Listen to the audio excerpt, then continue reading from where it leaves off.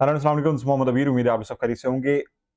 हमारे पास इंडेक्स में ये सब ओवरबॉट स्टॉक्स सेक्टर्स या ओवरसोल्ड स्टॉक्स के सेक्टर्स कौन-कौन से हैं, उसके हवाले से अपडेट देने से पहले मैं आप लोगों को दोबारा रिकमेंड करता चलूँ, टेक्निकल एनालिसिस का मैंने क्रैश कोर्स बनाया है। क्रैश कोर्स के अंदर जिसके आप देख सकते हैं topic number 7 part number 3 correction by using 1 week chain strategy using RSI indicator. ये 1 वीक चेन स्ट्रेटजी एक ऐसी स्ट्रेटजी है जिसको मैंने रियलाइज़ किया था at my time at a certain brokerage firm, जहाँ पे मैं एज़ अ टेक्निकल एनालिस्ट काम करता था। और जो रिसर्च पोर्टल है जिसको मैं यूज़ करता हूँ, ये जो कैपिटल स्टेक ने रिसर्च पोर्टल बनाया, जो मैं यूट्यूब अपनी वीडियोज़ में शो करता हूँ। आप लोग में से बहुत सारे क्लाइंट्स ऐसे होंगे जिनके सर्टेन ब्रोकरेजेस फर्म में जो है वो अकाउंट ओपन होंगे, जहाँ पे इसकी एक्सेस आपको होगी।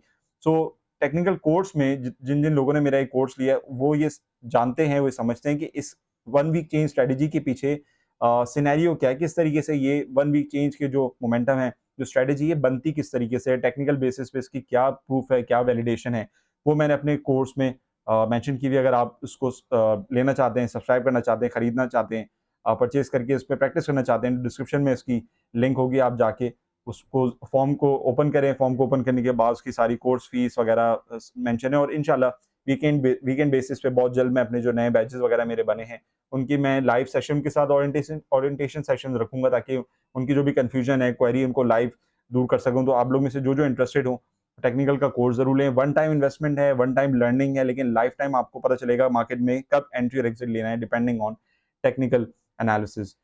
इस वक्त केएसई 100 इंडेक्स की अगर मैं बात करूं, केएसई ऑल इंडेक्स की बात करूं या केएमआई 30 इंडेक्स की बात करूं, तो ओवरऑल अगर हम बात करें तो 1 वीक चेंज का यहाँ पे इस प्लेटफॉर्म में, इस रिसर्च पोर्टल में 1 वीक चेंज का ऑप्शन है। अब 1 वीक चेंज में होता ये है कि बहुत सारे स्टॉक्स ऐसे होते हैं जिन्होंने जिन्होंने 5% अबव, 10% अबव रिटर्न दिया होता है।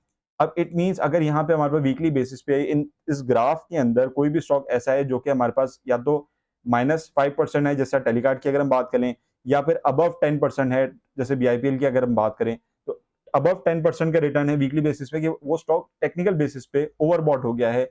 और यहाँ पे हम जिस तरह आरएसआई की मदद लेते हैं, एक सर्टेन इंडिकेटर है कि ओवरबॉट स्टॉक हमेशा अपनी करेक्शन की तरफ जाता है।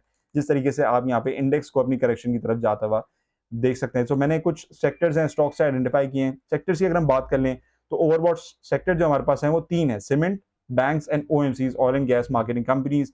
न्यूट्रल स्टॉक्स की अगर हम बात करें, न्यूट्रल सेक्टर्स की बात करें, टेक सेक्टर अभी जो नया फाइनेंशियल स्टार्ट हुआ है उसके अंदर मोमेंटम हमने देखा है कि एवीएन सिस्टम के अंदर सेलिंग नजर आई। इसके अलावा टेलीकार्ड अभी ओवरसोल्ड रीजन में है।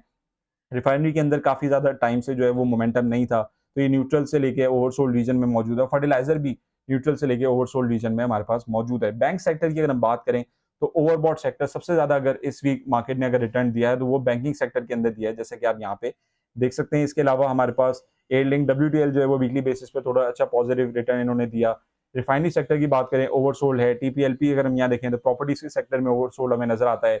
केबिन इलेक्ट्रिकल गुड्स में वेव्स, वेल, पाक इलेक्ट्रॉन, ये मैनिपुलेटिव स्टॉक्स हैं, इनके अंदर वॉलेटिलिटी बहुत ज़्यादा रहती है। इसके अलावा ओजीडीसी, पीपीएल की अगर हम बात कर लें, आयशा स्टील लिमिटेड की बात करें, तो वीकली बेसिस पे हमें न्यूट्रल से ओवरसोल्ड रीजन में नजर आते हैं। तारिक ग्लास की अगर हम बात करें, तो तारिक ग्लास ने इस वीक जो है वो काफ़ी ज़्यादा पॉजिटिव हमें रिटर्न दिया है, जैसे कि आप यहाँ पे देख सकते हैं। तारिक ग्लास एक ओवरबॉट रीजन में जो है वो हमारे पास यहाँ पे मौजूद है। इसी तरह अगर तारिक ग्लास में अगर आपकी इन्वेस्टमेंट है, तो आई रिकमेंड किए प्रॉफिट टेकिंग करें, सेलिंग करें और कैश अपना फ्री रखें।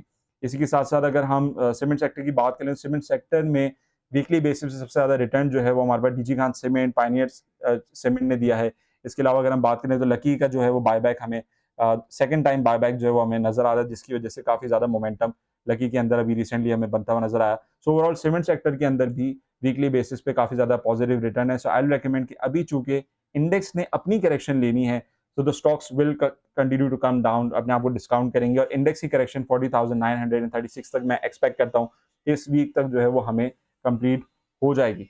सो these are the sectors, these are the stocks जिनके एक ओवरव्यू मैंने आपको देना चाहिए कि अगर इनके अंदर अगर आपकी इन्वेस्टमेंट है, ओवरऑल अभी आपकी कहीं भी इन्वेस्टमेंट है, आई रिकमेंड कि 50-60% अपने होल्डिंग के शेयर बेचें। अगर आपने कोई स्टॉक, फॉर एग्जांपल बीआईपीएल, अगर आपने किसी ने ₹11 का उठाया हुआ है, तो एटलीस्ट 60-70-75% प्रॉफिट टेकिंग करें एट दिस लेवल ₹15।